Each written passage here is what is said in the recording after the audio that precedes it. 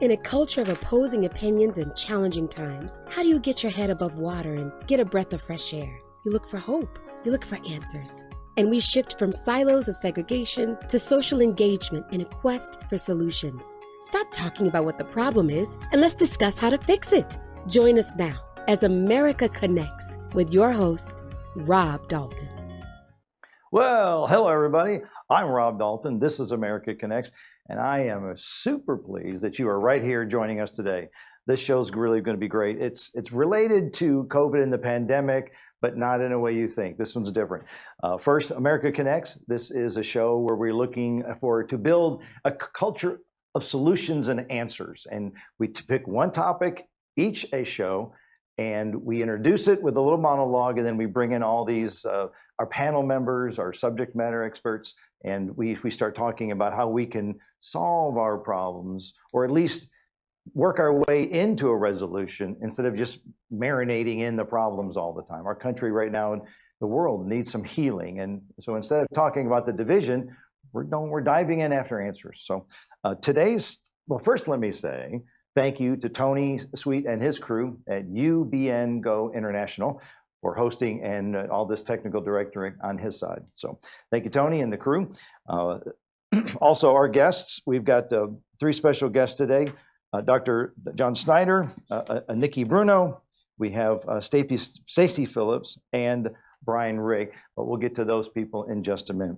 Our topic today is during this pandemic, there's been an incredible spike in divorce rates. And not just people getting divorced, but people in the middle of a divorce who have sometimes nowhere to go because of isolation and confinement. So it's got to be difficult for everybody. And there's been, if not divorce, there's a lot of relationships that are under stress. And so we're going to talk about that today. My introduction is this. Now, most of us are indeed adults of a wide range of ages and places in our stages of life. By now, we've all learned that relationships are difficult in an ordinary situation and everyday life, especially now during this pandemic, which we are all under siege with. In most relationships, that marriage is the contract. In the past, people have spent 8 to 10 hours apart as they both, or one of them, goes off to work with a 1-hour commute, a 9-hour day, and a 1-hour commute home. This gives each of the parties of a marriage time to be individuals and practice that individuality. It allows for time and space away from the ones they love, a diversion or a distraction of sorts from their full-time commitment at home.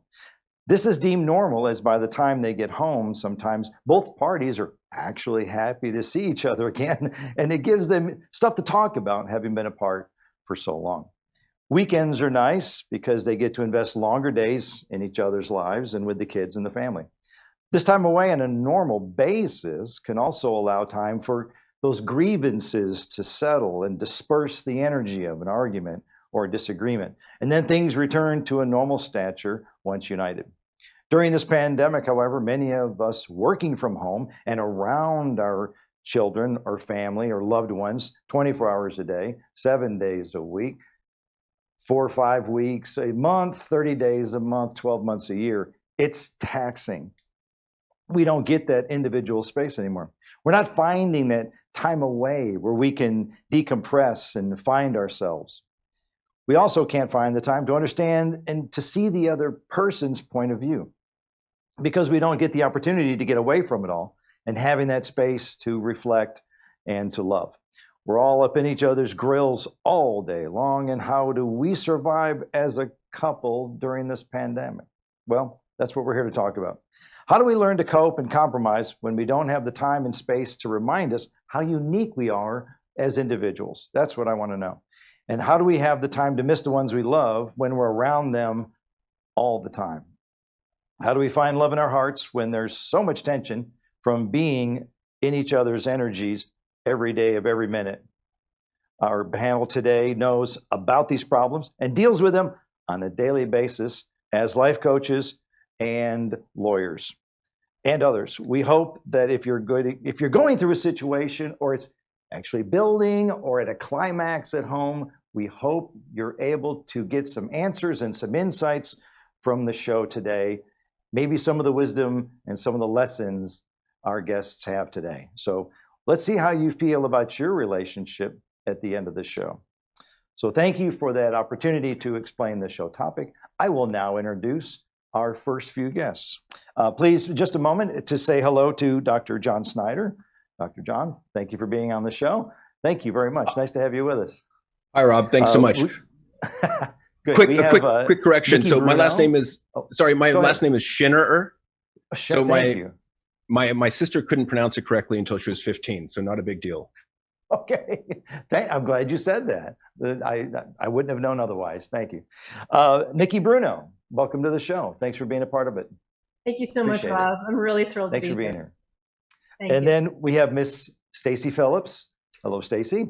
Thank you for making time. Thanks for joining us.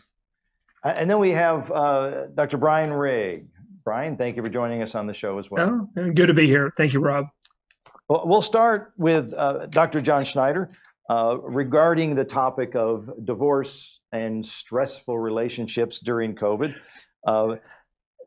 Dr. John, let me ask you, do me a quick favor and introduce your credentials, if you don't mind. I don't have a copy written down in front of me, but sure. I want to let people, where you come I from. feel like I'm related to Rob Schneider. That's not my last name. My last name's Schinnere. So just ignore the name underneath there.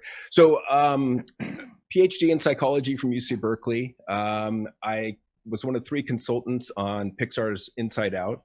I've done an online anger management class that over 10,000 people have been through. Wow. Fact which I'm quite proud of because I feel it leaves the world a little bit better place. And I've got a podcast called The Evolved Caveman, trying to help men evolve past caveman status. Also a book that I'm working on of a similar idea. So thank you. I wanted everyone to know that you're just not a random guest. We actually talked about this before the show, and I think you've got some incredible insights on this. You mentioned the defining the man's masculinity and its social programming of such. Go into that for me if you don't mind. Okay, yeah, sure. I think one of the important things to realize is if we back up to the 1970s, women, with the advent of the pill and with increasing numbers in the workforce, no longer needed men for reproductive freedom or financial freedom, or much less so. And so their expectations of men in a relationship or a marriage gradually started to shift. And they wanted a partner who is a lifelong romantic partner. They wanted someone who is emotionally aware, communicative, supportive, empathetic. The problem is nobody told us. Right. And one of the problems is that we're not socialized in that direction. We're socialized in the exact opposite direction by virtue of the man box culture. What is the man box culture? The man box culture is the rules that we get as boys and teenagers about what it means to be a man. Things like provide for the family, be self-reliant, be tough, be aggressive, don't back down, don't lose. And the big one, don't feel.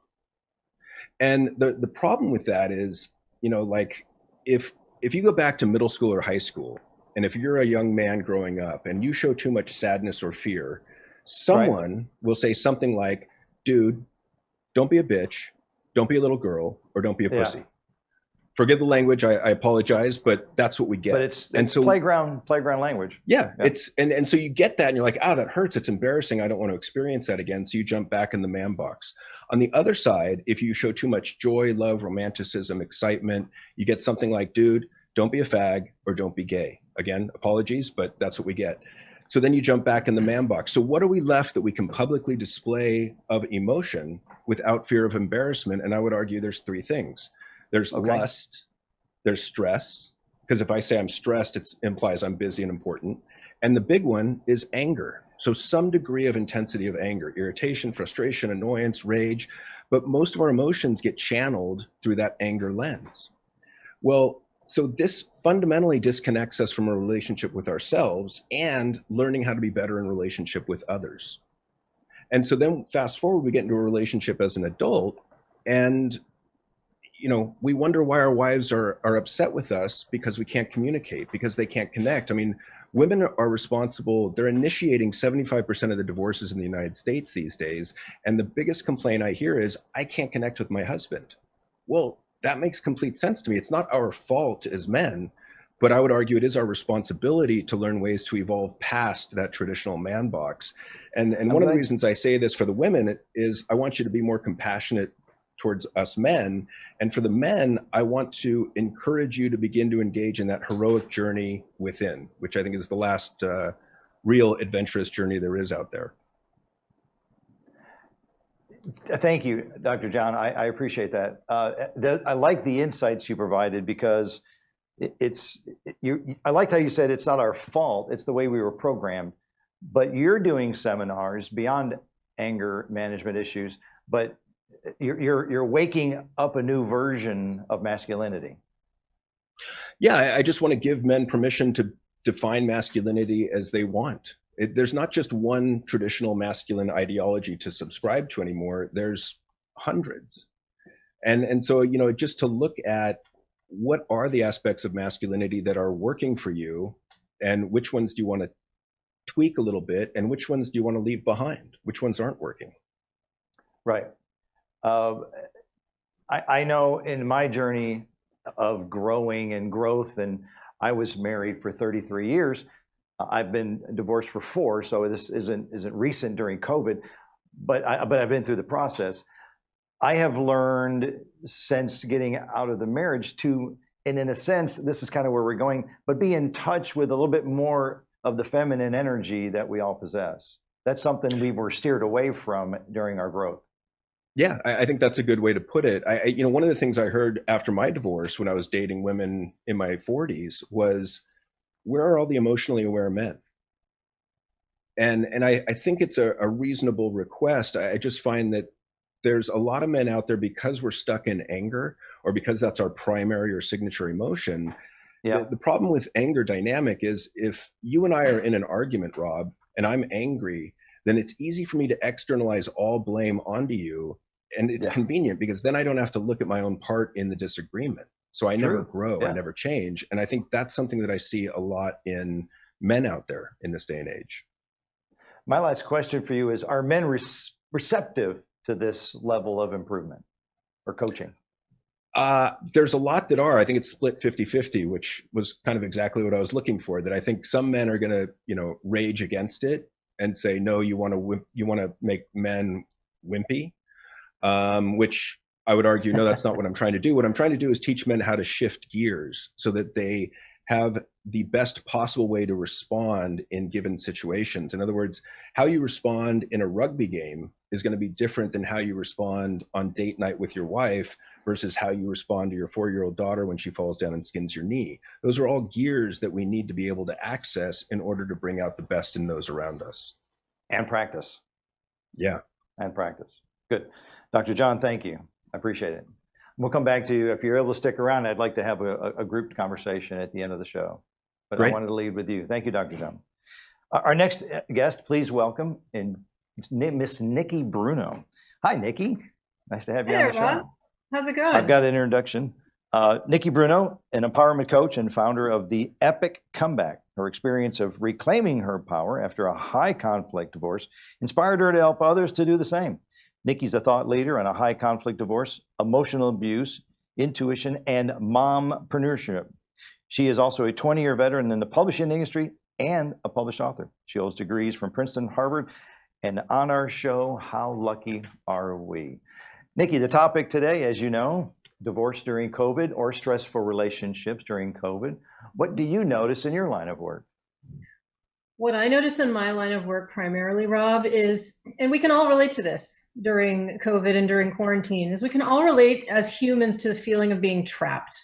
It's an awful feeling. It stinks to feel like you're trapped. And we as a society, and we around the globe in different places, a lot of us are feeling very trapped. We're feeling trapped inside our homes, if we even have homes. We're feeling trapped inside of our relationships, especially our domestic relationships, right? Because that's who we're spending time with. And as you pointed out, Rob, we are spending outrageously increased amounts of time with the people we love.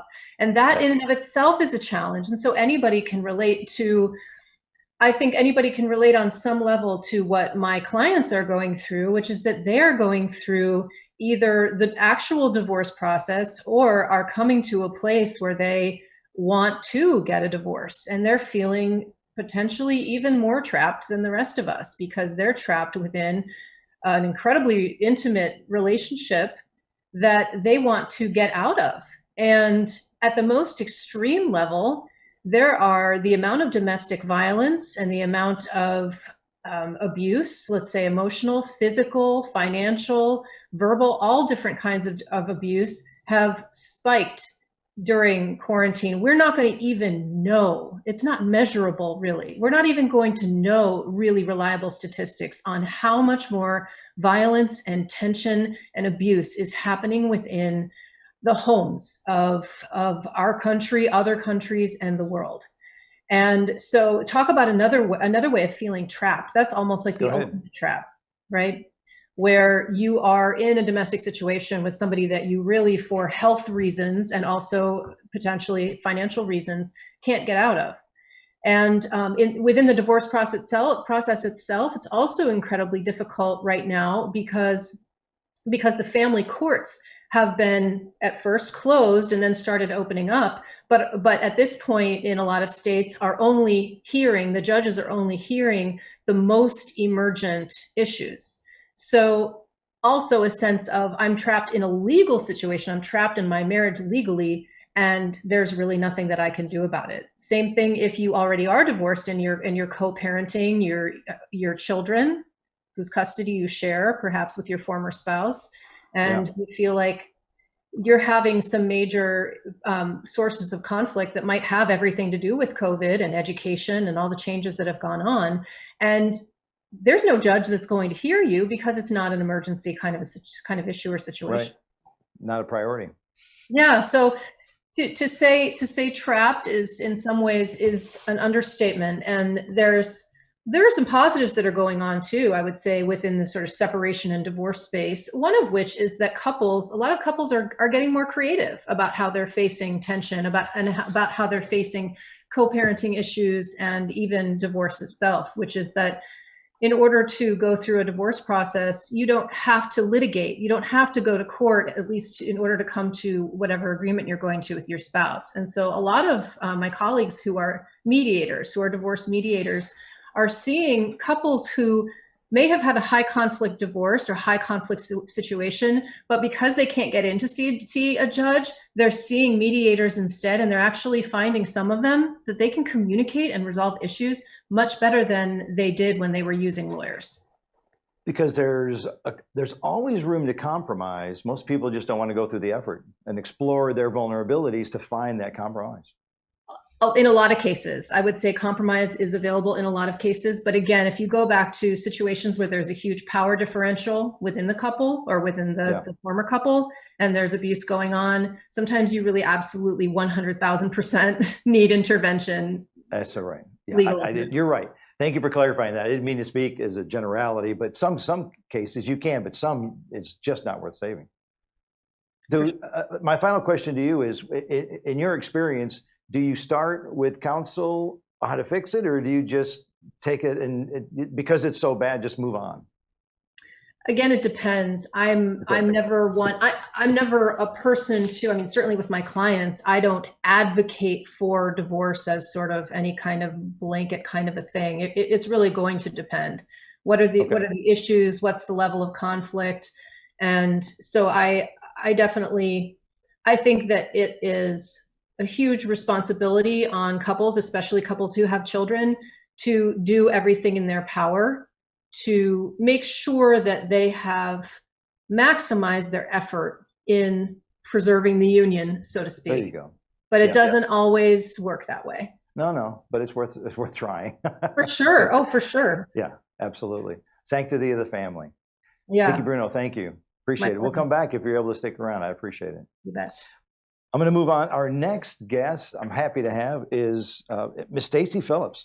Welcome, Stacy. Nice to have you with us. Thank you for having me. I've got something to read here.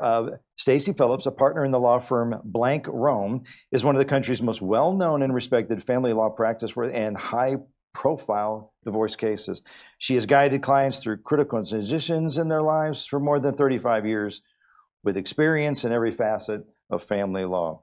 Stacy is known for her skilled persuasion, adept negotiation, aggressive advocacy, and compassion in representing her clients in a collaborative divorce. She is certified family law specialist by the state of California Board of Legal Specialization. Also, Stacy, an author, philanthropist, mentor, and sought-after speaker and commentator on family law issues in the news. And we've got her right here on this show. So thank you so much for being here. The topic, it's going to be evergreen for quite a while with the pandemic going on, though things at some point with this vaccination might loosen up. But we're in emotional crisis mode sometimes with families. What is it your experience in this area? Well, let me drive my comments to what Nikki said, because I agree with a lot of what she said and I disagree with some of what she said. So to make this spice this up a little bit. Number one, Nikki, I think you were spot on when you said we're not going to know the ramifications with respect to domestic violence for a ways to come, because one of the most horrible aspects of domestic violence, it's behind closed doors. And folks who are the victims need to be able to have the ability, the wherewithal, and the space to speak out.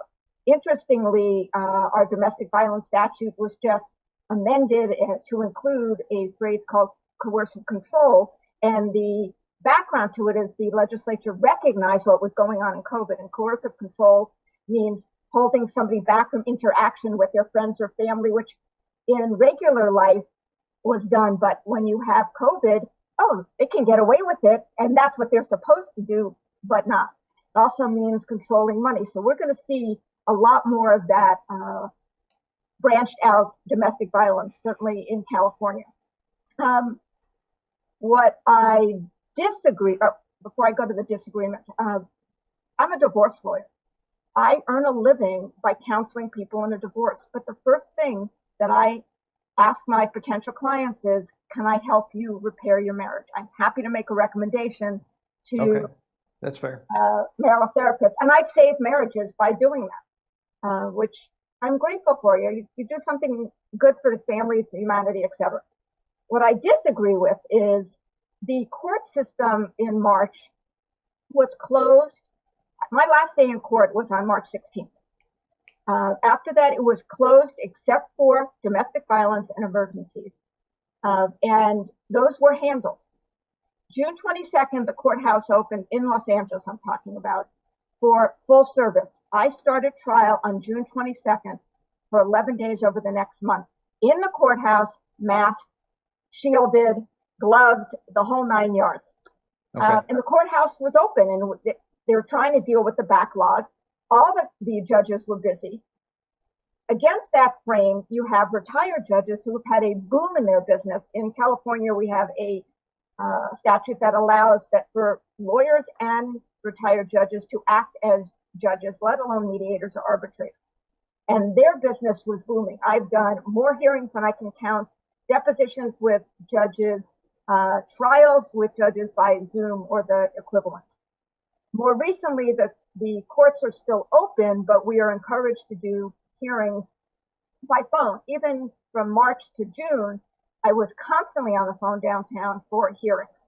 Didn't go to the courthouse. June to July was in court. August, September, I was in court. And now back to doing it by phone, which is really difficult. But the courthouse is open and you can have your matters adjudicated.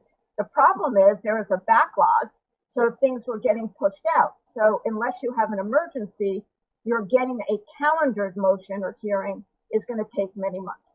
So that makes sense. Folks are going to mediators, but my observation, and that's one I wanted to share with Nikki, is most of the cases that I've been in mediations from March to now, some have been 3 days, some have been 4 days, some have been 7 days, some have been 1 day. Most of the cases should have settled. In any other year, they would have settled. And so many of them are not settling. I think people's emotions are rawer, if that's the way you say the word. And I'm trying to figure out why, because it is so obvious what some of these solutions are, and yet folks are not willing to compromise. You think, geez, you're living in a time where your life is at stake. Let things roll off your back and resolve this. Many of it's just money, important, but your life is more important. or children, and yet they're willing to keep fighting. And I don't understand why. So I am a huge believer in mediation. I'm trained as a mediator. I'm trained as a collaborative lawyer, litigator. And I believe that most cases should be resolved, and many of them aren't. Sorry about that. That's the problem when you work from home. Your phone rings. That's true. Too many people need you. So you're seeing not a lot of compromises, but you're in the middle of it, and you just don't understand where it's coming from. Are people really just have a really strong, rigid backbone, and they've just had enough and want their way or no way? Well, my observation, and I'd be curious if other folks on this panel see it the same way. It's not just in divorce cases, but in general. In the beginning of the pandemic, we were all terrified. We were all wanted connection, and people reached out and were calm because they were scared. And it was much more loving and together. As time went on, people got angry, felt isolated, angry at being isolated, couldn't fix it. So they were butting heads more and taking it out on those around them. And I think that's what is coming from. I'm not sure. I mean, I've talked to my clients about it. Certainly my clients want to resolve it, but at what price? And I butt heads with my clients sometimes saying, I think you're being unreasonable. Step back. You have $100 million. What's another million? I mean, I don't mean to sound obnoxious, but it's time to move on. It is time to move on. But you see different stages of relationships. Is there any common ground for the majority of them? Relationships go through cycles, sort of like Kubler-Ross on death and dying and the end of a relationship. And you have now folks who are either should be in separate houses, still living in the same house, even if they have the funds to do it. They're just digging in their heels, or nobody wants to go out and find a new home, or they're in separate houses, but they have different ways of looking at how to deal with children and the pandemic. So just like all of your friends around you, you have some who won't leave the house and some who walk out without a mask. Right.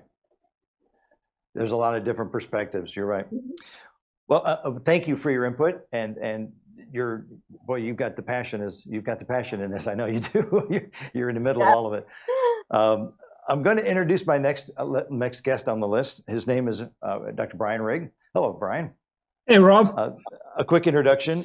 Bryan is a man of many talents, a Yale graduate, then Cambridge for his master's and PhD in historical studies. He's a 5-time publisher, author. His most recent book is Flamethrower, Iwo Jima Medal of Honor recipient and U.S. Marine Woody Williams in Japan's Holocaust and the Pacific War.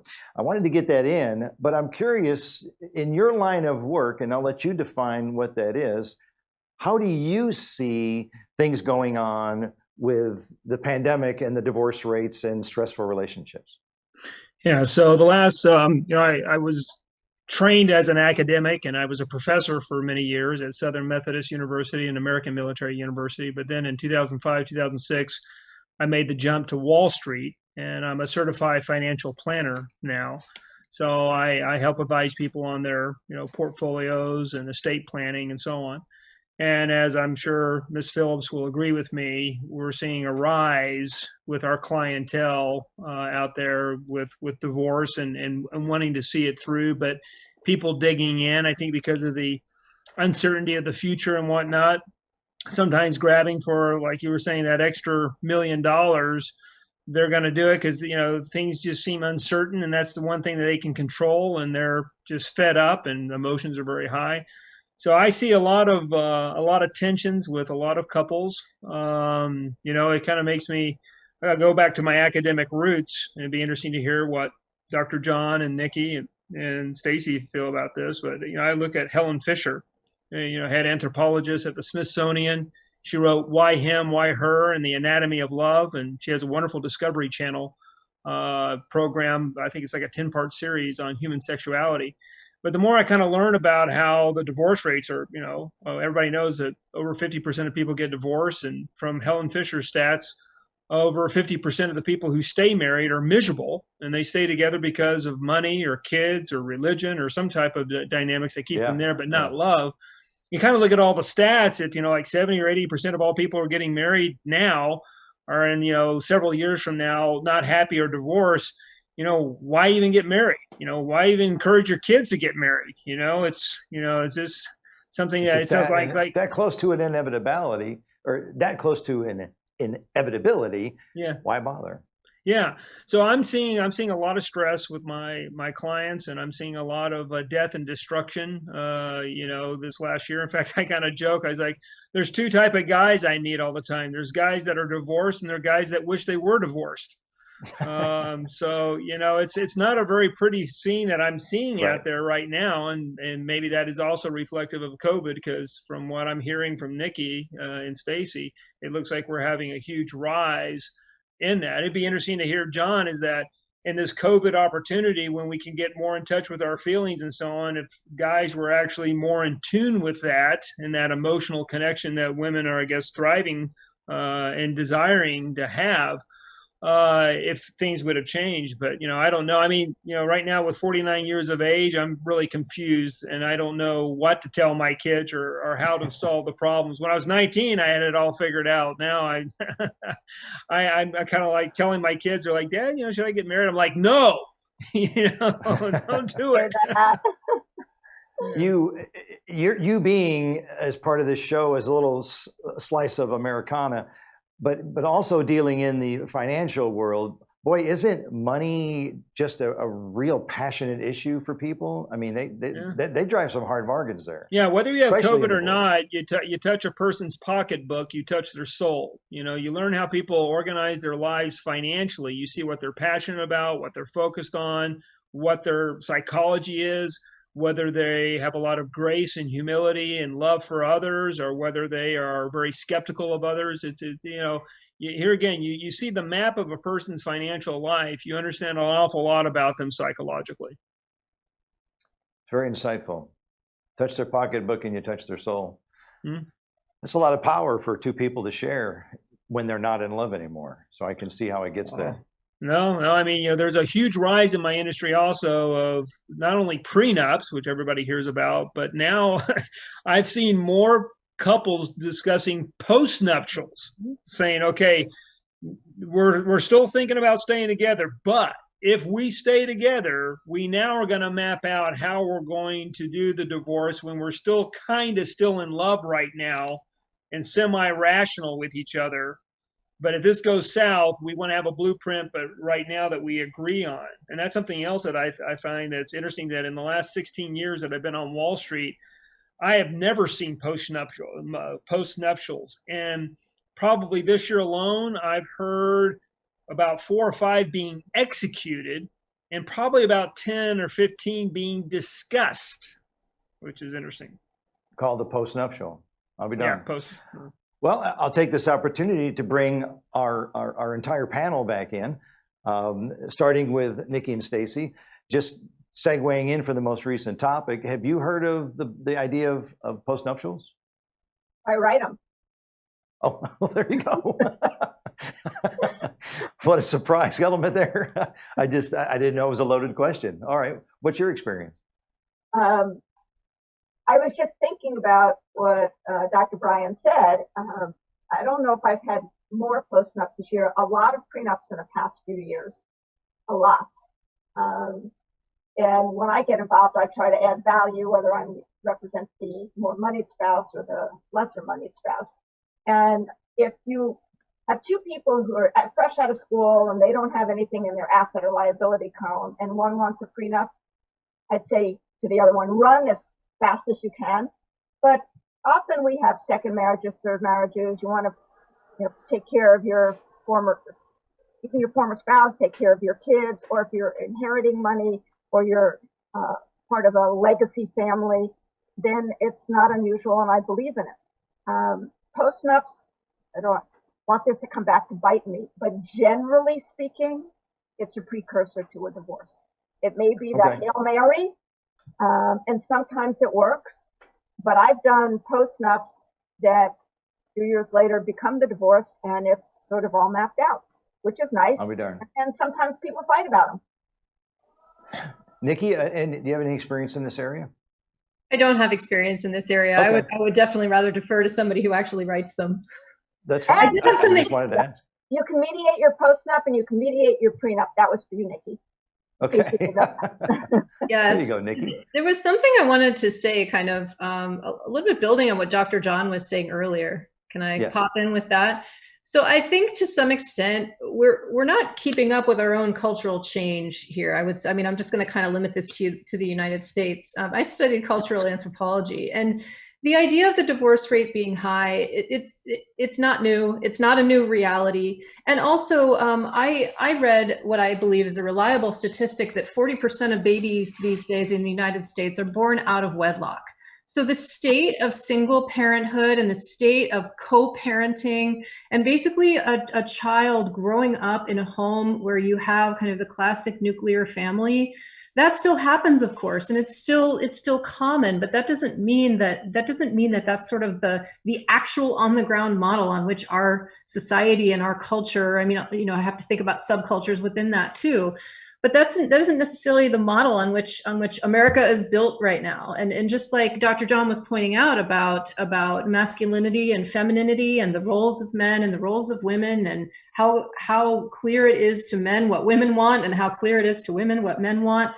You know, like I said, we're not necessarily keeping up with our own cultural change here. We can be a little bit slow to kind of realize and open our eyes and see what's actually happening in our own culture. So in my opinion, I think it's important for people who are married, people who are interested in divorce, that kind of thing, to look at the narratives that they grew up with. We most of us in this country grow up with the cultural narrative that we're going to get married and have babies and stay married forever. That may be the cultural narrative. That may describe the fairy tales that we read as we're growing up, but it doesn't necessarily describe the likely reality that's going to happen. And that's one of the things that causes so much pain in relationships that aren't doing well as in relationships, in marriages that are headed toward and through and beyond divorce, is this loss of a sense of a cultural narrative that doesn't really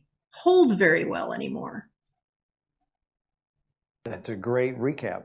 Well said.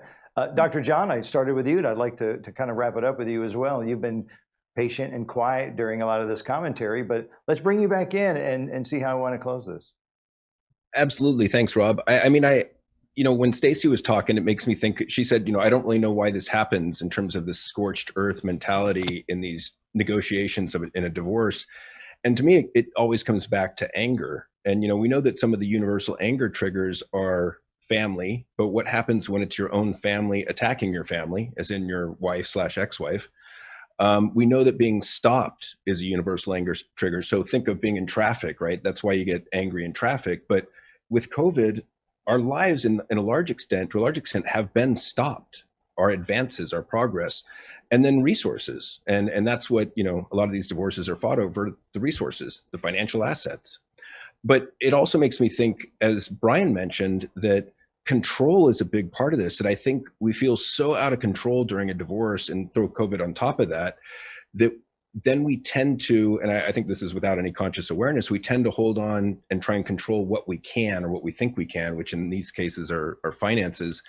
And the last point I want to bring up is that I think in some ways we are really at a disadvantage in creating successful marriages, in the sense that the way that we are socialized as men, if you look at that, and if you look at Dr. John Gottman's 4 Horsemen of the Apocalypse, which are the harbingers of divorce, so criticism, contempt, defensiveness, and stonewalling, we men are socialized to learn those skills really well at a young age. I mean, think of how we socialize with our friends.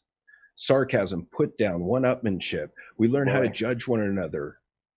I mean, so we men, and I would say, I do believe heal the men, heal the world. I mean, that's kind of where I'm at this point in my career, that if we are socialized to really excel at the 4 Horsemen of the Apocalypse, we have to unlearn that stuff and learn some new ways of being if we want to kind of resolve or heal this marriage issue. Rob, may I Thank comment you, on Bryan. Go ahead, Stacy. Dr. John, I think you're spot on. You didn't know this, but I wrote a book called Divorce. It's all about control. Like you said, how to win the emotional, psychological, and legal wars. And I do think that relationships, marriages specifically, and certainly divorce is all about control, emotional, psychological, and legal. What I was commenting on is, why is COVID different? Because I'm seeing that cases that normally would settle when you're still battling for control a year ago are not settling. And I think it's because of COVID, because we have so much less control in our everyday life. So kudos to you. I agree completely. Thank you, both of you. Mr. Rigg, I feel like you're a horse chewing on the bridle there. Like you want to get one thing out. What do you? Oh, no. I when John was talking about, sarcasm and putting down, I mean, I'm a former Marine officer and served in the Israeli military. The only way that you really know that another guy likes you is if he derides your character, puts you down, and you got to come right back with it. And that's the only type of, that's like true brotherhood. So when I was kind of laughing, I was like, you can't do that with women. You can't make fun of them, put them down, talk about, how much weight they have or whatnot. Whereas, it's bad. Like, you're divorced. I'm going to Stacy. That culture. In some respects, I wanted to ask John, and kind of getting a little time. He's like, I love that culture in some respects. I mean, those are some of my best friends. If I have a problem, they're there in a heartbeat. When they need to turn on that sensitivity, like when my father dies, or I've had problems with my great aunt when she passed. They were there. They were professional. They were very great, full of grace.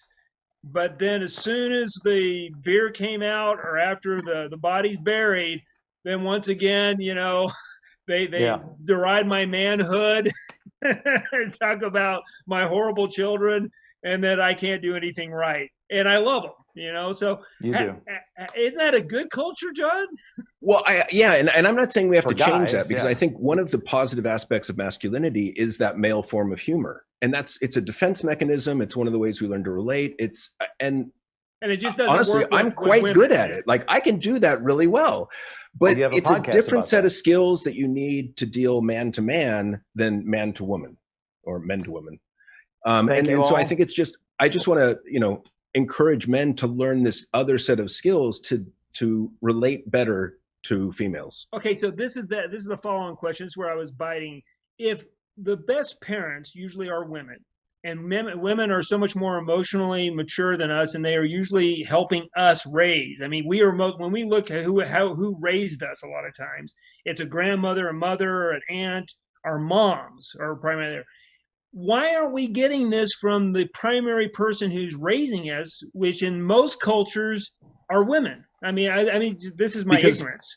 Because it's a great hypothetical question. We appreciate that, Bryan. I don't know that we've got time to answer. I'm so sorry. I've maximized my show, and I want to take a moment to wrap everything up. Dr. John discussed the defining masculinity and our socializing of it. We appreciate Nikki going into great detail about people feeling trapped in her experience, not just in a regular relationship, but especially now during the pandemic. And Ms. Phillips, she has noticed not a lot of compromising lately, and even in the business of being an LA divorce lawyer, it's hard to define and recognize. And Bryan, I appreciate you dealing with bringing up the topic of postnuptials as well. So I appreciate everyone's participation today. Thank you all for being part of the show, America Connects. I'd like to thank the crew back at UBN Go International for doing all the legwork. And Mark here in my studio, I appreciate that. It's been a pleasure having you part of our show by engaging, but you, the audience, thank you for making us part of your day. We appreciate your time and support. Again, check out americaconnects.online for more shows and podcasts. My name is Rob Dalton. This is America Connects. And remember, America, let's stay connected.